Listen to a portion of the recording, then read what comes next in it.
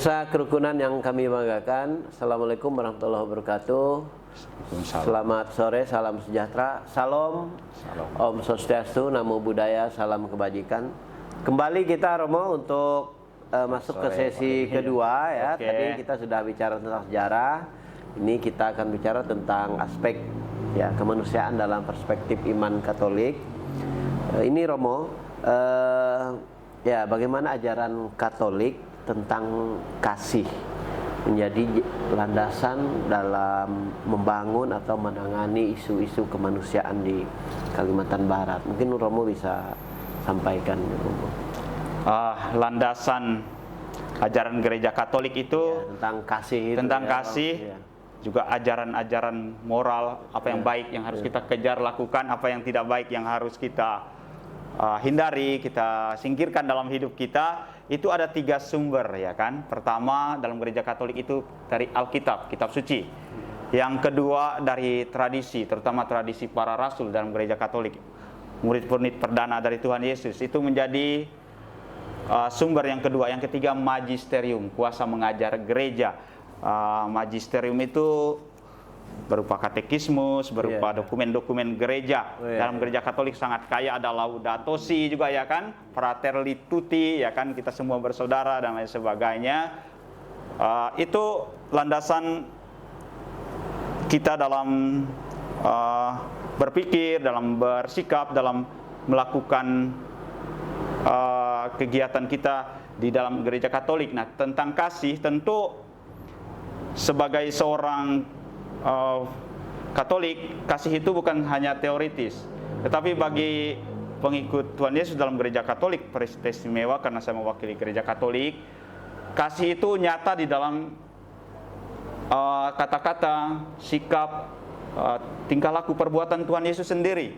Bagaimana ketika ia berkata, tiada kasih yang lebih besar daripada kasih seorang yang menyerahkan nyawanya untuk sahabat-sahabatnya dan lain sebagainya itu ya kan. Maka dia mengalami kematian bukan karena dia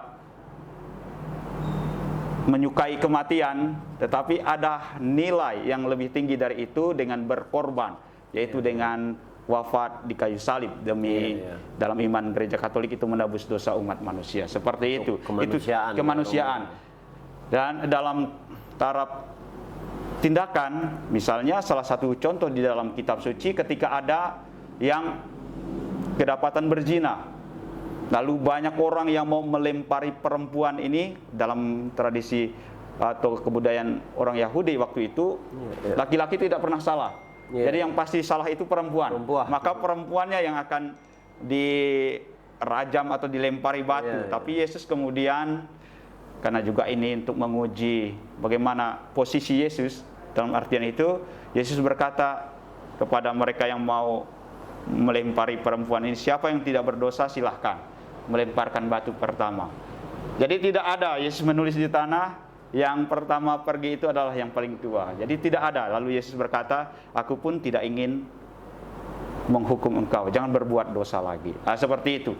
Lalu dalam tingkah hidupnya, dalam apa yang dilakukan, yaitu korban kasihnya, cintanya dengan dipaku di kayu salib ya kan, tetap mengampuni para serdadu yang meludahi, yang menampar dan lain sebagainya. Itu Yesus ya kan, dalam tataran kasih. Itu dasar kita di dalam kitab suci, dalam kisah para rasul dan lain sebagainya. Seperti itu. Terus ini Romo terkait dengan mewujudkan tadilah kan, mewujudkan kehidupan sosial di masyarakat ya. Apa saja tantangan yang dihadapi oleh Katolik terhadap ini di Kalbar, konteks Kalbar ya, tantangannya itu dalam kehidupan sosial. Jadi dalam ya juga responnya gimana gitu dari kita ketika menanamkan misi di wilayah Keuskupan Agung Pontianak di Singkawang pertama tahun 1905. Jadi beberapa hal yang kita sentuh, terutama pelayanan karitatif, pelayanan kasih di rumah sakit, di sekolah, asrama, ya kan, itu menjadi program kita. Karena itu bukan hanya soal kita mau mewartakan agama Katolik, tapi itu kemanusiaan, cinta bukan kasih untuk itu. pamer atau apa, Enggak. tapi memang mau mewujudkan betul-betul gitu Romo. Lalu kesannya kok orang Dayak yang diutamakan, karena memang gereja Katolik juga dalam artian tertentu berpihak kepada mereka yang paling kurang beruntung dan lain sebagainya. Maka juga gereja Katolik kemudian seperti dekat dengan orang-orang, tapi tidak hanya orang Dayak sebenarnya, itu kan banyak dekat dengan yang lain. Paling Kalbar kan multikultur ya. Iya, multikultur. Maka di asrama-asrama, di sekolah juga kemudian tidak pernah gereja Katolik membeda-bedakan pelayanan di rumah sakit. Nah, saya lihat di rumah sakit Antonius, yang moto rumah sakit Antonius itu adalah Serviam in Caritate, melayani dalam kasih. Kemarin saya bertemu dengan Pak Ustadz, mendoakan yang sakit dan lain sebagainya beberapa kali.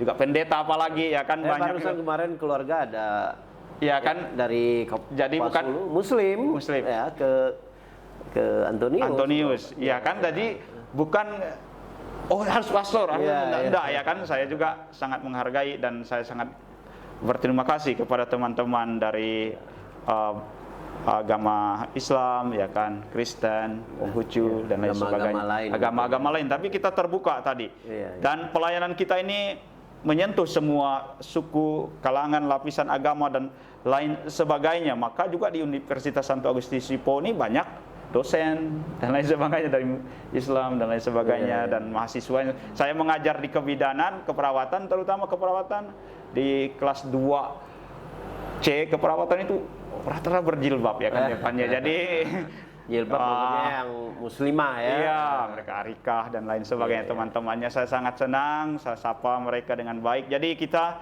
tidak membeda-bedakan dan juga kita tidak pernah memaksakan ajaran gereja Katolik. Jadi ketika ibadah itu masing-masing ya kan. Dosen agama Katolik ada, dosen agama Kristen ada, yang Islam bahkan satu orang tetap didatangkan dosennya Islam. Jadi seperti itulah kita dalam gereja Katolik, pelayanan dan lain sebagainya di rumah sakit, di sekolah. Coba dilihat, ditengok ya kan, di sekolah-sekolah banyak juga yang beragama lain, dan itu sangat terakomodir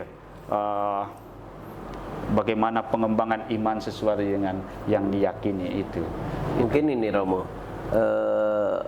yang mungkin ada cerita yang sangat inspiratif gitu dalam pelayanan kemanusiaan di Keuskupan Agung Pontianak. Pelayanan kemanusiaan. Mungkin Romo bisa ceritakan singkat, ada cerita inspiratif lain. Kalau tadi kan sudah Romo sampaikan beberapa cerita tentang inilah di rumah sakit. Mungkin ada yang lebih cerita yang menginspirasi.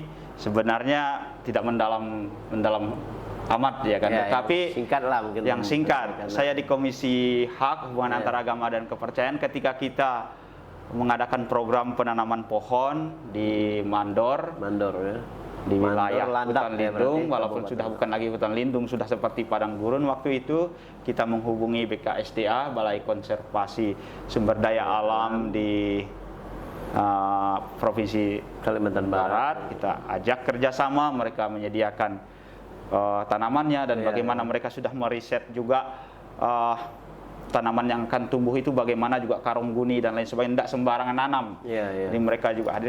Kita merangkul SMA, SMK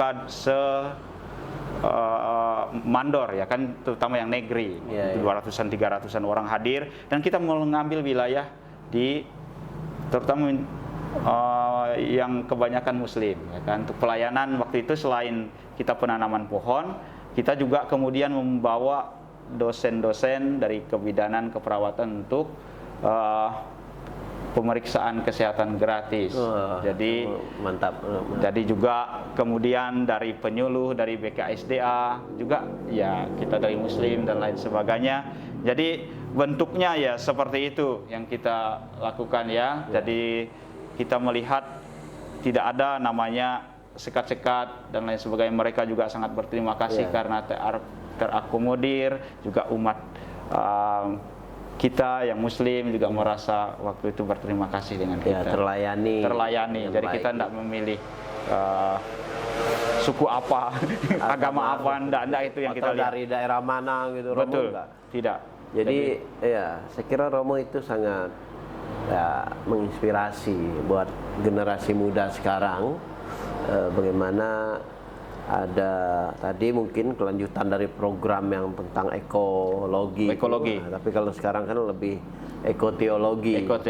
Nah, jadi memang ya, anak-anak muda itu memang jangan hanya pandai menebang atau pandai pakai kertas ini, karena itu dari kayu juga kan, kertas-kertas yang ada. Jadi harus ada menanam plus ada pelayanan kesehatan. Itu sungguh luar biasa kegiatan-kegiatan seperti itu, dan tentu itu menginspirasi buat generasi muda.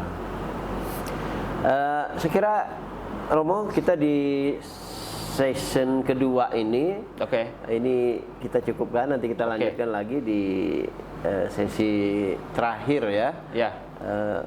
Jadi pemirsa kerukunan, tadi Romo sudah menyampaikan tentang ya cerita inspiratif ya yang ada, yang pernah beliau lakukan, dan itu menginspirasi bagi generasi muda di Kalimantan Barat. Multikultur tidak hanya untuk satu agama, tetapi untuk semua masyarakat, dan menjaga alam agar tetap terkonservasi dengan baik.